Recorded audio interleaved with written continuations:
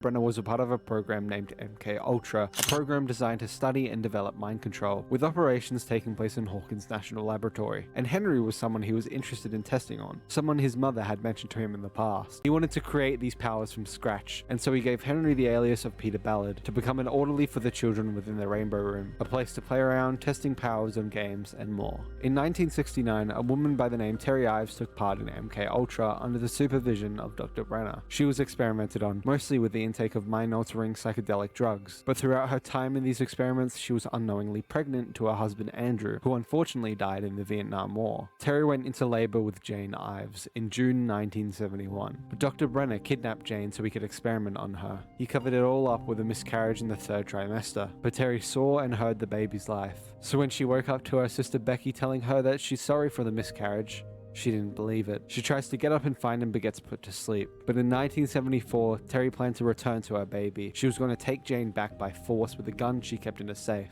She went into the lab and after being asked for a badge, knowing she didn't have one, she aimed the gun at a security guard. She saw him reach for his gun and shot him. Terry went into every room she could until she saw a room with a rainbow on it, the Rainbow Room. She opened it and saw Jane and Carly, who was 8, playing in there. And as her child was finally in arm's reach, Terry was grabbed and pulled out by the guards. She was strapped down and forced by Dr. Brenner into a platonic state, turning her mind to mesh but keeping her alive. From then on, she would only know the words breathe, sunflower, rainbow, 3 to the right, 4 to the left, 450. 1979 was an important year for the town of Hawkins, and most importantly 11. 11 would be the subject of bullying from the other numbers. They'd call her weak as she didn't progress as fast as the others. There was a catalyst of events that occurred this year, beginning with Peter talking to 11 about 1, and how he truly does exist no matter what Dr. Brenner says. Brenner, who the numbers call Papa, lies sometimes. He tells 11 stories about 1 and how he was able to use memories from his past that made him sad, but also angry, to help him find his strength. He asks 11 if she has a memory like that, and with no response, he mentions the strange woman that came to her one day, calling her Jane, who he reveals to 11 is her mother Terry, who she thought died giving birth. She realizes that maybe Papa lies after all.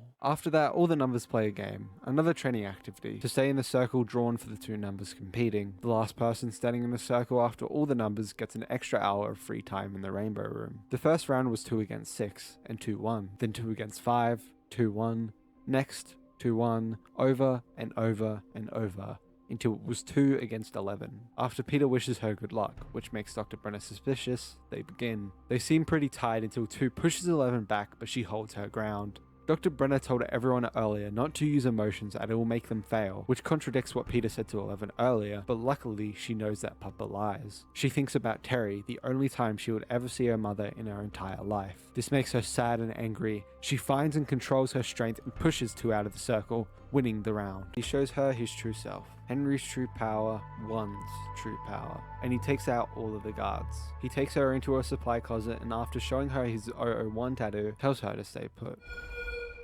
She hears the alarms ring. She cannot stay put. She goes outside and hears on the dead guard's radio, people screaming and yelling. Something is wrong here. She walks around the lab and sees dead bodies everywhere. Not just of staff, but of the numbers. All the numbers are dead. She walks into the Rainbow Room and watches as 1 kills 2 with his mind. She attempts to run away, but he turns around and forces her to stay in the room with him. He talks over what happened in his past, the Creel House massacre, the creation of all the numbers, and more. 1 offers for 11 to join and escape with him, to help reshape and remake the world to make it better, but surrounded by the dead bodies of all her brothers and sisters, and previously seeing Papa on the floor, she uses her strength to say no and push 1 all the way to the wall. He gets up and they ready themselves to duel. A duel between 2 minds, a duel between 1 and 11, a duel between Henry and Jane. 11 tries to use the memory of her mother again to feel sad and angry to overpower him, but he pushes her down and around the room, eventually pushing her off the ground and doing what he did to his mother so many years ago.